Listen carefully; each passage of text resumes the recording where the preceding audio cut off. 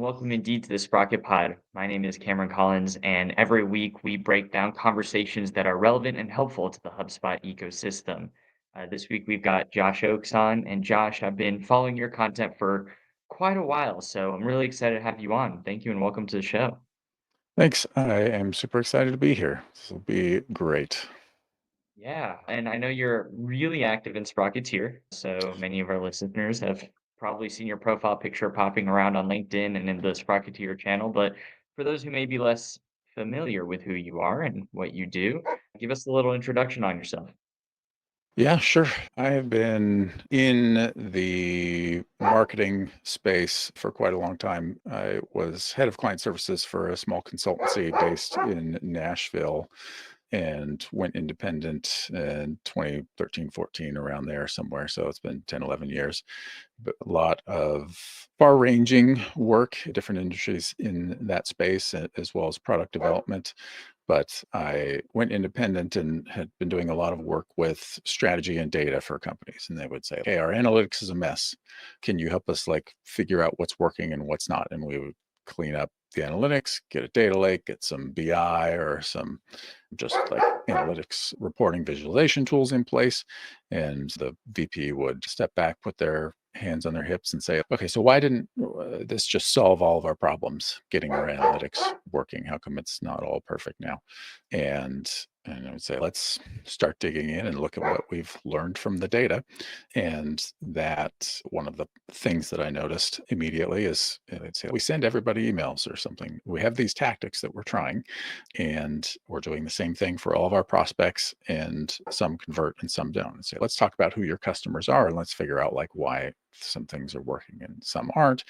And there are the two most common responses to "let's talk about who your customers are." A, our customer is everyone, or B, our best customers are ones who buy quickly, big ticket items, repurchase, don't need a lot of sales help, and don't have any support questions. So yeah, that's everybody's best customer, right? That's Unfortunately, the like you dream. can't put that. Yeah, what you should do is take out some ads, put them on Facebook or Google, and just put, "Hey, do you want to buy right away without talking to sales and have no support questions, and then purchase again frequently? Click here. We would love to have you as a customer."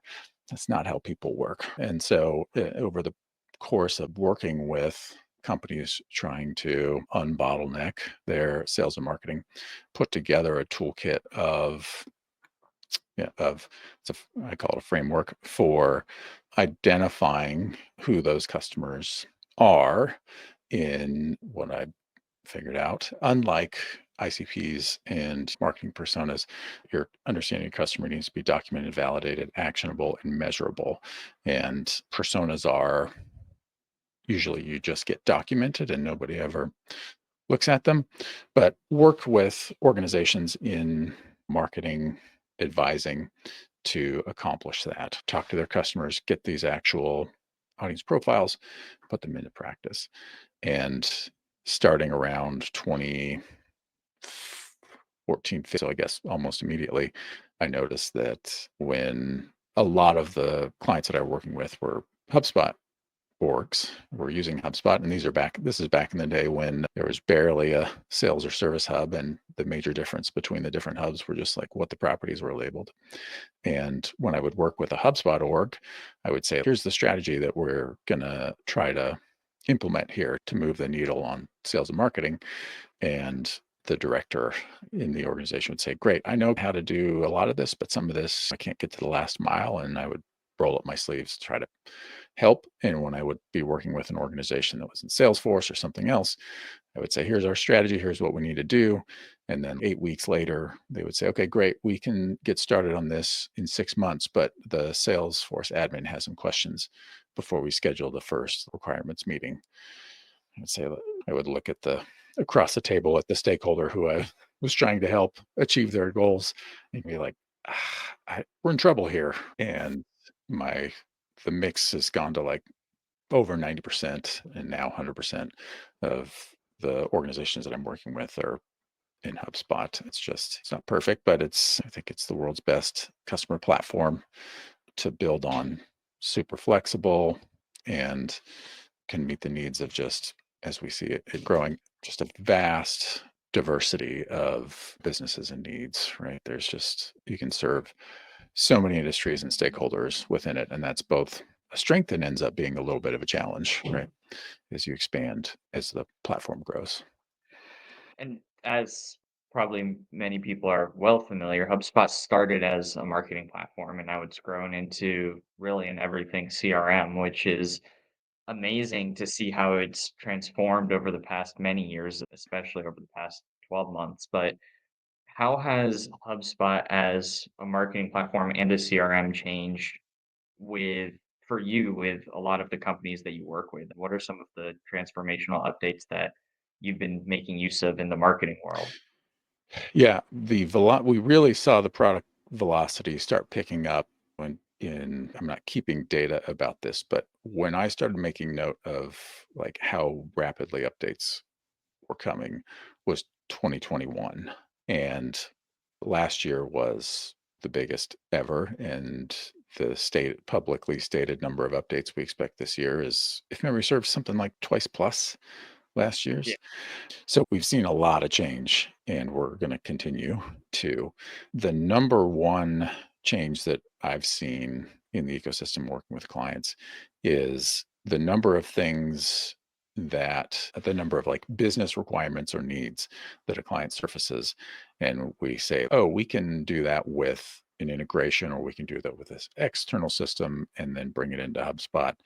The pie graph, that wedge of the pie graph is shrinking in favor of we can get an 80/20 solution out of the box between the various hubs. Like Ops Hub, custom objects have made expansion and a lot of and the build kind of the building out the tooling around workflows especially has made a lot more business cases addressable with not even necessarily needing to have enterprise level subscriptions to some of the hubs. There's just like a lot of things now that people say, we can't do X in HubSpot, of course, so we have to do this with a spreadsheet. I usually say, slow down, let's explore those needs a little bit more completely before we jump to that conclusion, because I think actually the answer here is probably like we can do that. The one thing that I've observed, and one of the reasons that I do hang around Sprocketeer, sharing hopefully my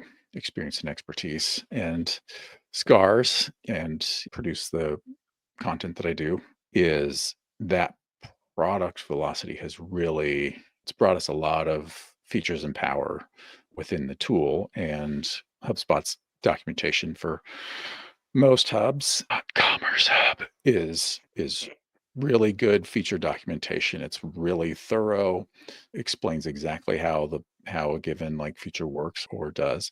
And the Academy content is really good. I send a lot of people there for even people who are like, I'm thinking about getting started in digital marketing, or I've been in digital marketing for a little bit and I'm trying to see what I'm interested in. And I say, look, go watch all of the digital marketing content on Academy. It's fantastic.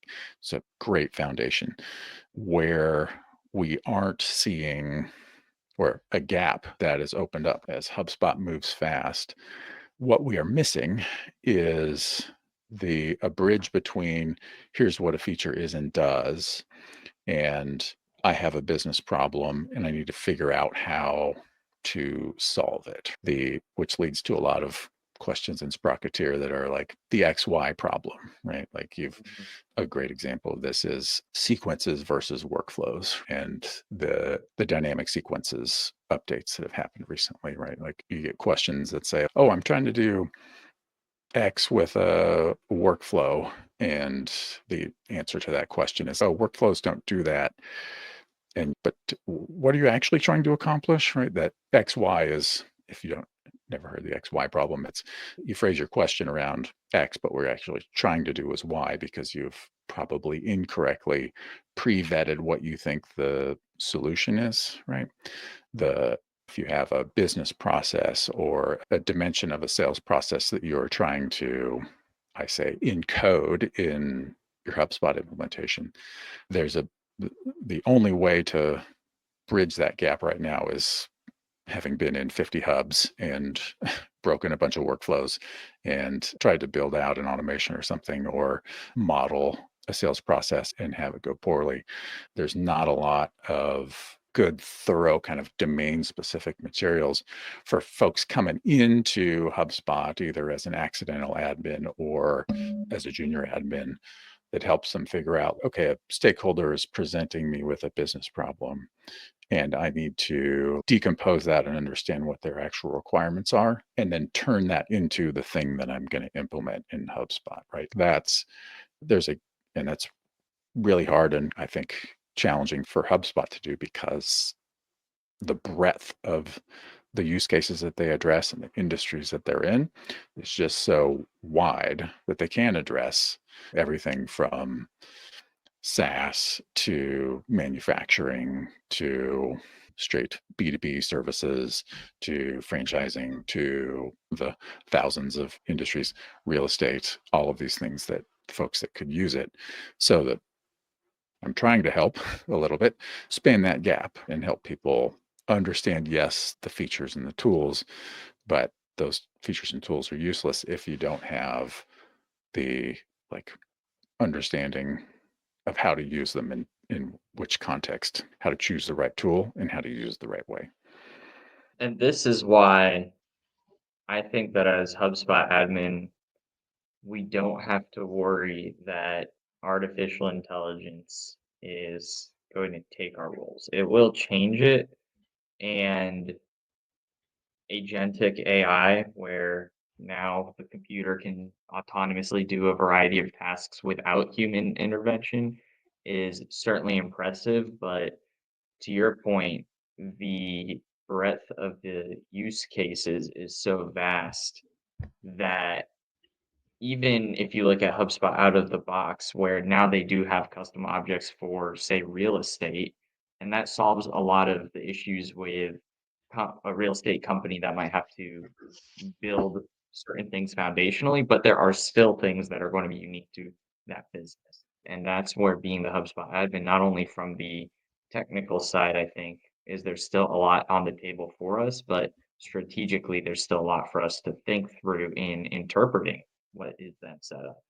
So Yeah, and I would love to see some AI tooling that would like really expedite some of that stuff. The number one job of tools, I think, is to bring leverage to the work that we do as humans. So I would love to see some improvement right there.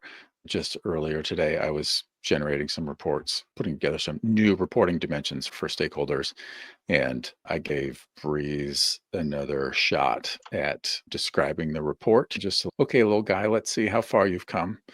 And it was not good. A number of times it said, so this is a report about deals in the service pipeline. And I was like, where are you getting that from? Because A, there isn't one of those here.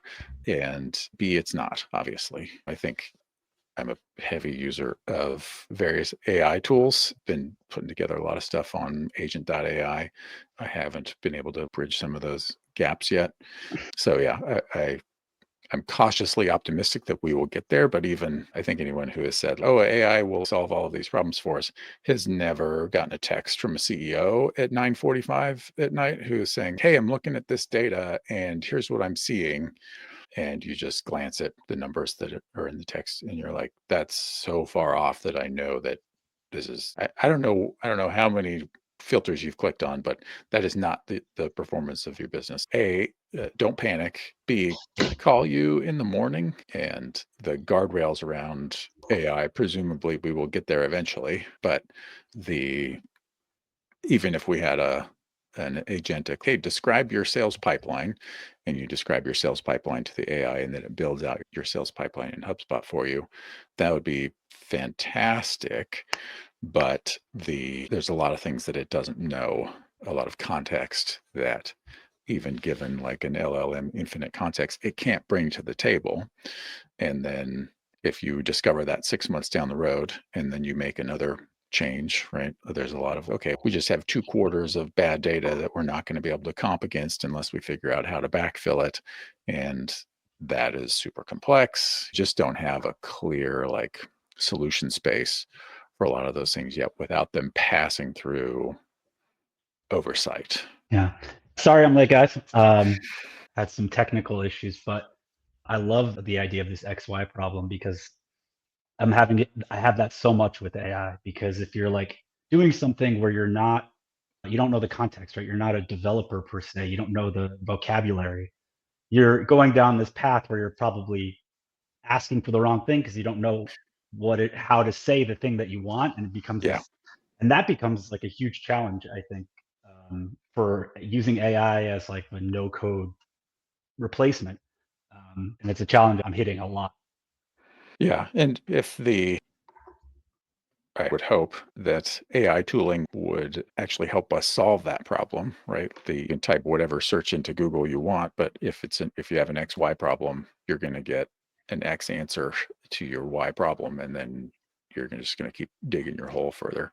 An LLM, when you phrase a question in a way, might be able to say, "Is that really what you need?"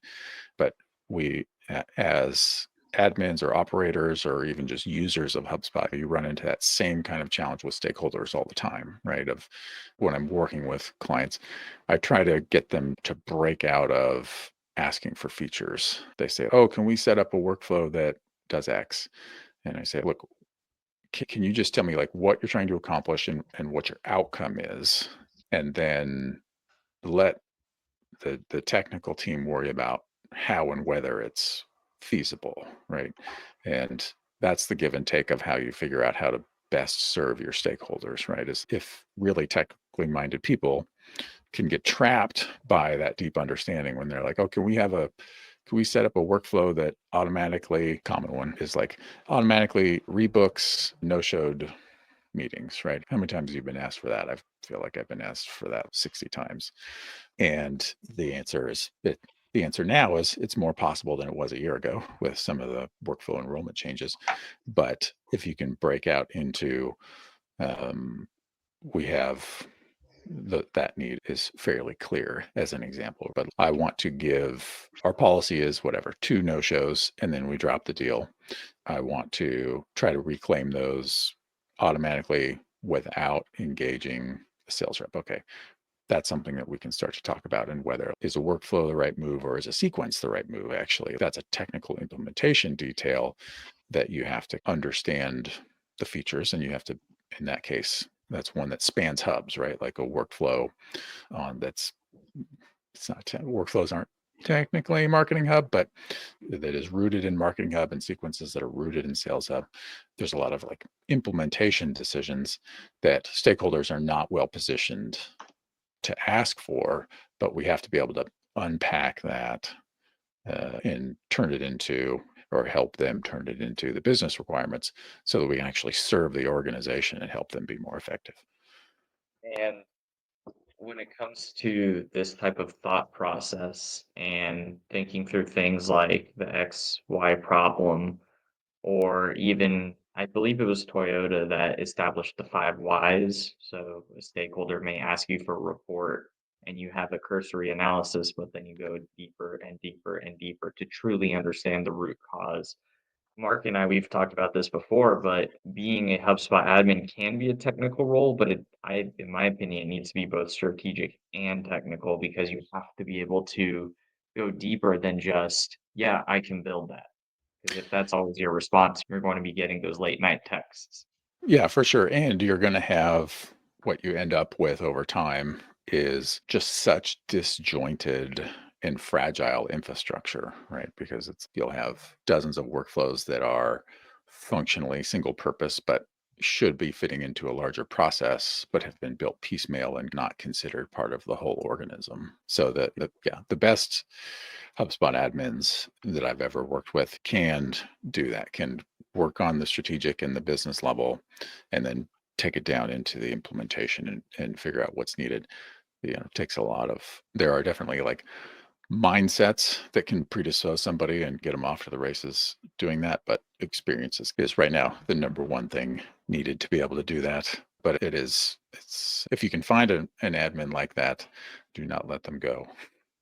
Yeah. Yeah. And when it comes to thinking strategically, there's no shortage of resources for helping admin who might be more technically inclined to expand their thought process. Sprocketeer as a community and the Slack channel is one. But the HubSpot Academy now even has courses around revenue operations, and some of their content, even outside of that, is strategically inclined as well. And I know one of the topics for our discussion today is centered around franchises, but I'm curious because a lot of people, I think, when it comes to using HubSpot, they tend to, as admin, get nervous about working with a company that is a franchise or has franchises in some capacity. And I think personally, it can be daunting depending on the nature of the company because every company is unique, but in some ways, it's very much the same as many other types of businesses. So I'd love to hear your thoughts.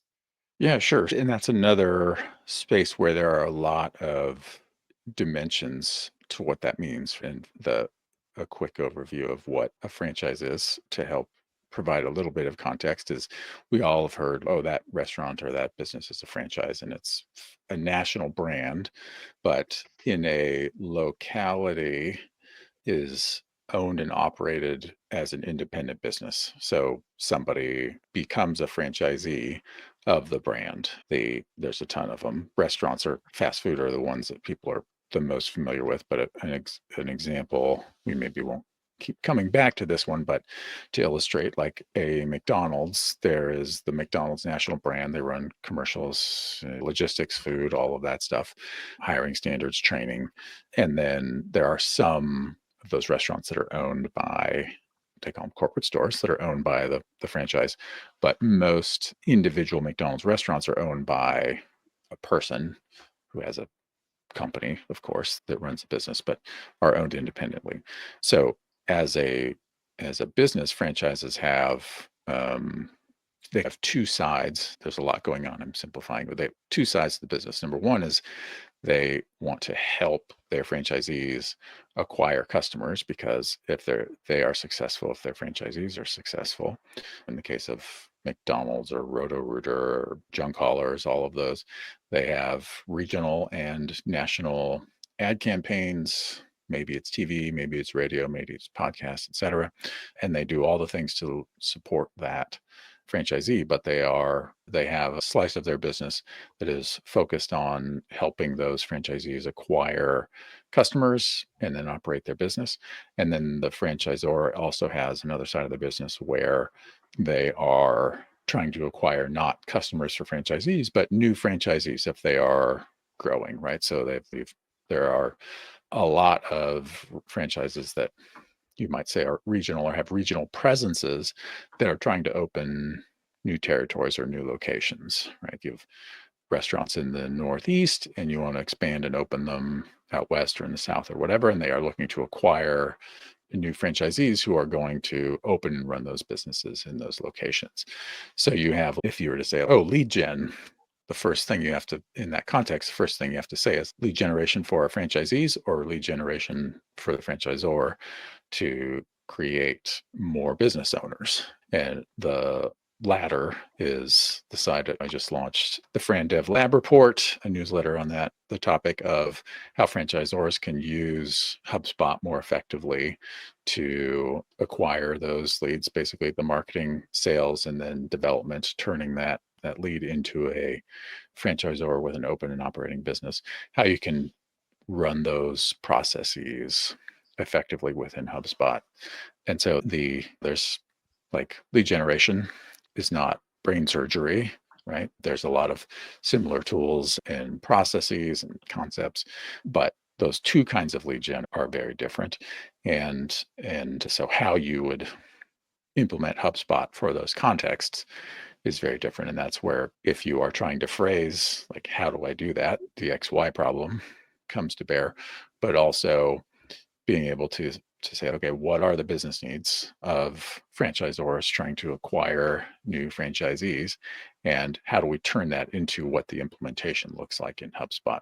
Most of the tooling is the same, right? Like we're going to acquire leads, we're going to qualify them, we're going to create deals, we're going to work a process, we're going to close them, we're going to onboard them, we're going to run the playbook to get the business open, and we're going to support them once they open. The holistic customer platform that HubSpot has built has made that has made it a killer solution for that.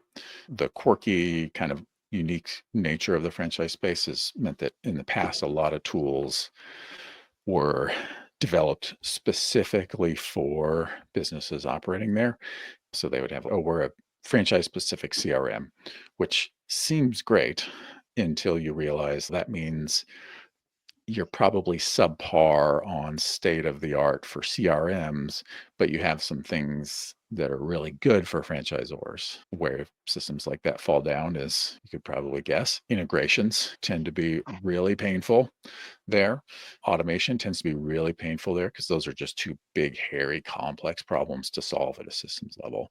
So if you had a franchise specific CRM, you might have great process, but all the rest of that stuff would fall by the wayside.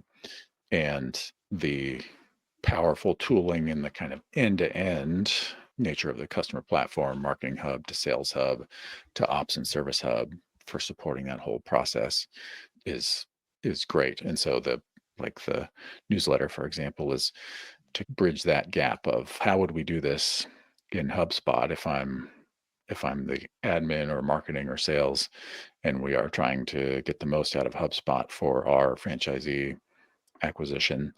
What do we implement? How do we even know what features to use and how to use them? If I were a company, a franchisor, and I had franchisees, am I able to use one HubSpot instance, or is there a situation where it makes sense and becomes advantageous to have two HubSpot accounts? That's the question that every parent-child company relationship, business unit conversation always have to ask. There's even I won't go there, but there's even more complicated dimension to that for franchisors often because they will have kind of collectives of multiple brands under one umbrella. And so then it's, do I need one HubSpot for each brand, or do we need to centralize our franchise development, and how does that work? And so there's no, with big hairy questions, there isn't an easy answer. Because also one of the aspects of what you didn't ask, and we really don't have time to discuss today, is does each franchisee get their own HubSpot? The answer to that, I guess we do have time to discuss it, is probably not, but you could. Depends on the nature of your franchise and how you're going to operate. But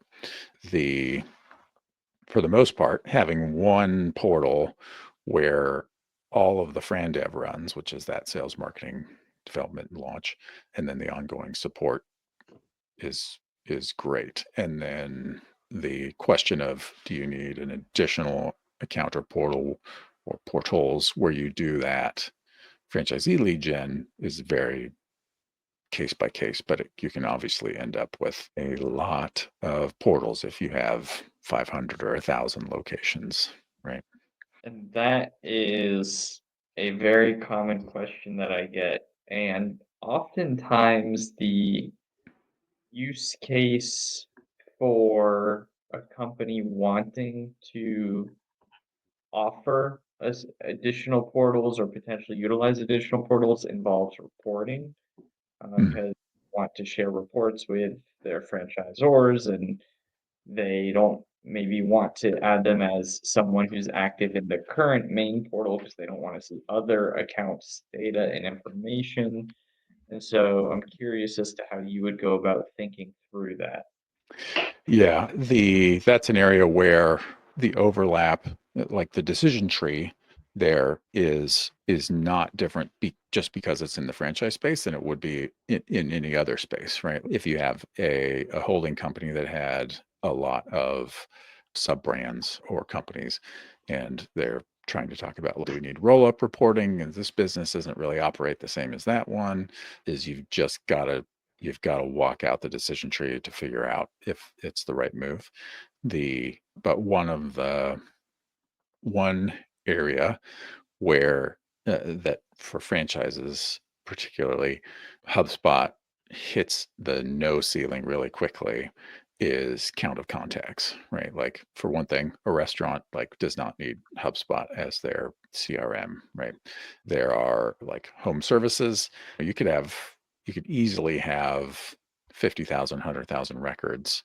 Health and beauty services, same thing. You could just have ton of contact records that puts you up against the marketing contact pricing structure pretty quickly.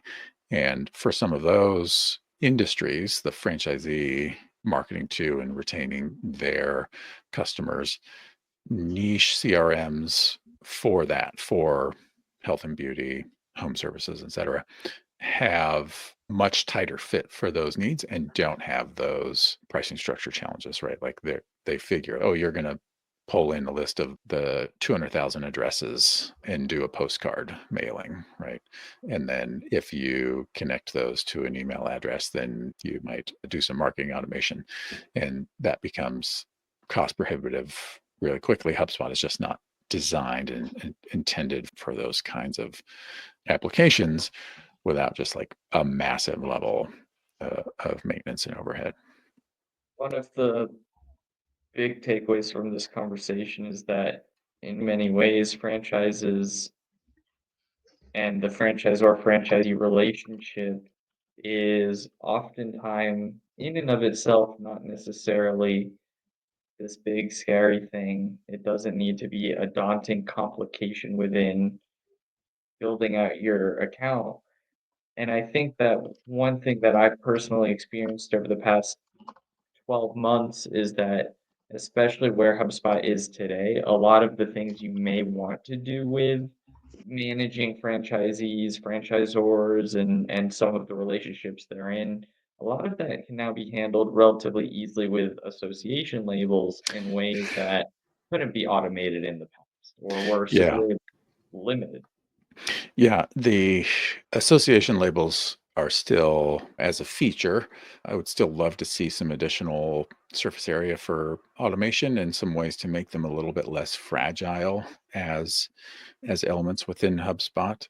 If you're the PM of association labels, hit me up. But the changes to association labels over the last 24 months have enabled a lot of sophistication that we could not do before, right? That there's a lot of dimensions to, and there's some other relationships that were involved in that process that it doesn't make sense to like go super deep on in this context. But you have brokers if you are doing territory development where you have to build out a location either from a slab or identify a commercial property and then fit it for the business. You have people on the commercial real estate side, you have construction, you have all of these different parties involved. And before you could create arbitrary association labels, it made differentiating those contexts super challenging. And as the franchisor, you need your prospects, you need your owners in the system, you need your partners and your vendors in the system so that you can manage automated communications back and forth and associate them with the projects and things that they're working on. And if you had a custom object that represented a specific location, say, and you needed to have the owner and the owner group company and the construction company from your portfolio all associated with that object. Before, you had to use properties and drop downs because that was the only way to segregate them, because you couldn't label the association. You would just have if you had all the companies involved, you couldn't say which one of these is the construction company or which one of these is the property manager, right? There are still some other things I would like to see added to make those a little bit more robust. The ability to require a specific association or a record with a specific association label based on various triggers. We all have wanted that in various contexts before. But those association labels improvements were a major enabler for making HubSpot more relevant for franchisors. One of the not necessarily newer features, but something that has evolved is the ability to create a customer portal within HubSpot. And There are some different ways. There's the native customer portal feature. There's also, I think, just password protected landing pages. There's a couple different ways that you could essentially achieve a similar outcome. But if you were to recommend a very generalized solution, what are the differences between some of those different options, or how would you approach potentially giving franchisors some type of login account? Yeah, for the most part, there are so many systems involved. Like one of the dimensions of the relationship between a franchisor and a franchisee is take McDonald's, for example. If you I've never worked with McDonald's. This is speculation. I'm using them generally, but if you walk into a McDonald's, it looks like a McDonald's. The branding is on point. They don't have a menu. They don't have, I've never been in McDonald's or not for a long time. So maybe they do have like burritos or something now, or they don't have the owner's aunt's famous German chocolate cake on the menu. It's all standardized. The systems in place there are standardized as well. So most franchisors have some kind of operational system that portal that kind of fills that role because they also interact with their franchisee around marketing, accounting, payroll, legal, like all of these other areas. And so they create a like consolidated portal that needs to expand far beyond the HubSpot dimension. Where I focus, which is on the Fran Dev side, is what we're actually going to be piloting soon is a app partner that I'm sure some of us have heard of called Arrows, which kind of does a guided onboarding, let's call it a portal for the sake of argument, because the franchise development it's a B2C sale that becomes B2B for a first time franchisee, right? Picture a plumber who's trade certified, experienced plumber, is just working as a plumber day in, day out, and you know, decide I would really like to strike out on my own, start a business, maybe hire my friends who are a good crew. They can go down the path of become an independent plumber or get bonded, all of that. They can also buy into a franchise system that helps them with marketing systems, all of that stuff, right? They want to be a good plumber and a good leader and a business owner. We've turned them from a salaried employee into a business owner, right? So it's this transformative like B2C sales process because we're not acquiring a company, we're acquiring a lead as a person. And then we, over the process of opening their business, transform them into a business owner, right? And so by the time they are owning and operating their business, they're working within all of those systems and processes that the franchisor, excuse me, has developed to make them successful. Where that fits in their journey using HubSpot as the customer platform is from the sign on to opening, they aren't up and running in all those systems yet, right? There's not accounting in place and they aren't running the actual ops and looking at Arrows to bring it in for that transition of like we have won the deal and now we have legal, we have all of this stuff to do to get you to opening, at which case we'll hand you off to the super specialized, finely tuned, running like a well-oiled machine of the whole running of the business. And that is complex enough and pulls in dynamic data from the custom objects, for example, that we're using to run the build out, that right now it's a little bit beyond the reach of the kind of built-in portal functionality that HubSpot offers. But Arrows is their product velocity is maybe not as fast as HubSpot's, but that's just because they're a more constrained tool. But they have been really doing a lot of work and making a big splash in the ecosystem over the last 8 months or so. So I'm really looking forward to that tool to plug that gap for franchisors.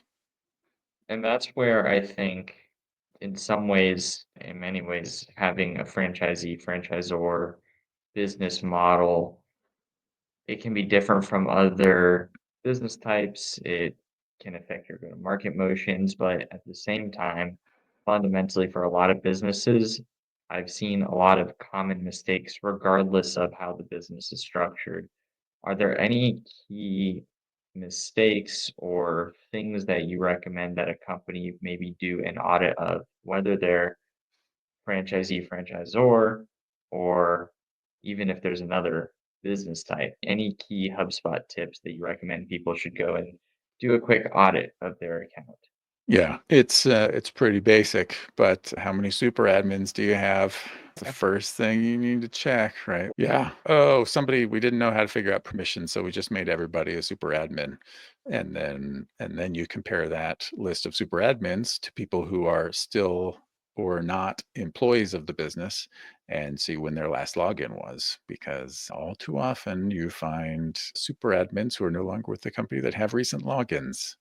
And that is not a good pattern. Yeah.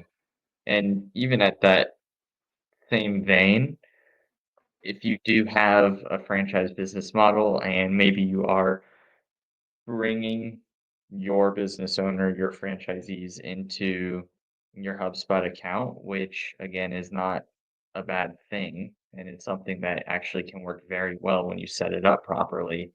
Make sure you set up permissions templates for them. Yep. Make sure you regulate who's coming in, what they can view, because the last thing you want is for data to be seen in an unwanted manner. Yes. Yeah. Permissions templates, get your users and teams when we're talking about onboarding users, get your users and team structures set up correctly, use permission templates, apply them to folks when they come in, and then make sure that you get them some fundamentals training before you turn them loose on records is always good. The number two thing I would say, the that's the that's more of an admin's audit thing. If you're coming in to help somebody move the needle on sales and marketing, it's important, but not always super well received unless somebody was fired for cause or something and they're still logging in. That'll get people running. But this is relevant in franchising for franchisors as well as outside. I look at how many deals are in the pipeline divided by how many salespeople there are, and then just start filtering, sorting, and tagging those deals by their age, right? Like you invariably find deals that have been in the pipeline for 400 days or whatever with no activity. And if that's the case, I've seen older. But if they are using any reporting to, even if they're not using forecasts specifically, but if you have an amount on the deal and you have deal probability on your pipeline stages and you have a report that suggests projected revenue by quarter or by month based on those numbers, if you've got deals that have been open for 3, 6, 9, 12 or more months, your data is going to be all messed up. You're not going to have any kind of good projections, even if they aren't like mathematically modeled for what's going to happen in the pipeline. Your conversion rate per stage is a mess and not reliable, and by definition, you've lost those deals. But there must have been good leads in there, right? Like particularly I tend to find these distributed in the middle of the funnel, right? Because when a lead is new and hot, you're working the top of the inbox, and then it's somebody's birthday or a vacation or a meeting gets canceled, and then they fall off the wagon. But if you've qualified a lead and then they're sitting in the middle of the pipeline and not moving anywhere, what percentage of those folks could we have closed? I pull up pipelines and see 500 leads or 500 deals that haven't been worked in 2 months. Man, if you'd even closed 10% of those, that oftentimes would have put you over the top on your targets. And one of the best things that we can do as admins supporting teams that use HubSpot for sales is how can we strip that out? How can we surface the folks? How can we automate the folks that notifications and things of deals that are aging? How can we bubble up the ones that scoring or other characteristics suggest are good or are hot? How can we set the sales team up for success and prevent that kind of thing from happening? Because it's so painful to see, oh man, like those are definitely not all leads that would have been closed lost. But if you're just working the top of the inbox or your deal view is sorted by recent activity, then those poor folks that wanted your help that are down at the bottom of the list, they get nothing. And especially with the emphasis that you have on marketing, making the most of every lead and every opportunity is just so important. As an organization, you want to make sure you're getting the most out of every dollar that's spent to acquire leads. So that's where you want to build your processes for generating that revenue, whatever that means for your business. Yeah. And of course, for you, Joshua, in the Sprocketeer channels and in the ecosystem, I know you create a lot of content. You provide a lot of helpful insight and tips in Slack. And for those who aren't following you, I know that if you're listening to this off of LinkedIn, make sure you follow Josh Oakes on LinkedIn as well. But in addition to that, I know that you are going to be working with Profoundly for the kickoff call. So I just wanted to talk for a moment about that event coming Yeah. up and the role that you'll be playing with that. Yeah, the shout out to the whole Profoundly team, including Chris, and to the folks that are actually going to do the marketing content, Madeline and Danielle, who are also Sprocketeers that everybody should follow. Profoundly is a marketplace that's trying to solve a problem that we haven't talked about that I've observed, which is the partner ecosystem for HubSpot is like well structured to support big agencies that kind of can do the soup to nuts HubSpot implementation, marketing, sales implementation, build your site, RevOps, Commerce Hub, implement Service Hub, all of that stuff. There are so many businesses that a $50,000 a month or more retainer for RevOps services or even big projects with big agencies are not the right solution and aren't the right budget, right? A small company that's whose website project is can't be six figures, like they're using a Squarespace site and they're like, can we get this into HubSpot? The answer to that typically is you can try to find somebody, an individual like on whatever Upwork, and hope that means that they're good, or you can go get a six-figure quote from a HubSpot agency. It's too hard, is what I'm saying, to get help with HubSpot. And so Profoundly is a network of certified HubSpot pros that are vetted and are some of the best and sharpest people that I've met in the HubSpot ecosystem. It allows companies to come in and define their need and have those pros come around and bid on the project if it's project based, or assemble a squad. You need a good CMS person, you need a marketing automation person, or whatever. You've got a kind of table of pros there that can meet those needs. And it's easier to get vetted expertise for those like smaller, mid-size or ongoing projects outside of a giant, what a giant agency is specialized to service. I think it's a fairly recent launch. I think it's a big missing piece in the ecosystem. So I'm thrilled to be in the docket and to have gotten to know all of these amazing pros. We're doing a big launch for basically for the whole HubSpot ecosystem in March. If you search for Profoundly, actually I haven't seen how let's search for Profoundly live SEO. It's profound.ly, but I want to see if looks like we're going to get definitions if you search. So profound.ly is the place to go, or search for Profoundly on LinkedIn. You'll find us too. But we're doing a big launch showcasing a lot of the expertise in the ecosystem. We've got tracks there we go. There's our kickoff. We've got tracks for all different applications of HubSpot. There's Nico, he's doing AI session. RevOps session. Speaking of arrows, Stewart is doing a session. Anton doing the developer track. So we've got keynotes from a bunch of folks in the ecosystem. George Thomas is doing a keynote, and then we've got breakout sessions in each of these tracks with pros in the community. We've got some panels coming up and some specific topics covering all the interests. That's for the audience here. If you're a HubSpot admin or a HubSpot user and one of those tracks is interesting, the content is guaranteed to be applicable to you. If you're a HubSpot partner or internal HubSpot admin at a company. Same thing. It's just I've seen the previews of the content. It's a really diverse set of topics. Hit that up. It's a kind of half day streaming extravaganza. So you can dip in, check out the sessions, sign up for notifications, and check out the community. For those of you who want to work with amazing Sprocketeers like Josh, Danielle, Chris, and many more, please do go to profound.ly, profound.ly. You can get support from Sprocketeers and, again, just HubSpot admin in the ecosystem. So if you've ever wanted to work with any of these rock stars, that's your opportunity. For those who have been tuning into SprocketPod for quite a while now, thank you very much for listening to this episode. Josh, thank you very much for coming on. To everyone else, Sprocket on.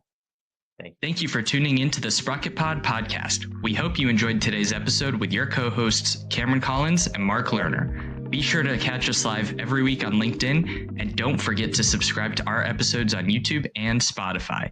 If you found this episode valuable, please leave a review and share it with others looking to get more from HubSpot. Until next time, keep driving success with your CRM, and as always, Sprocket on.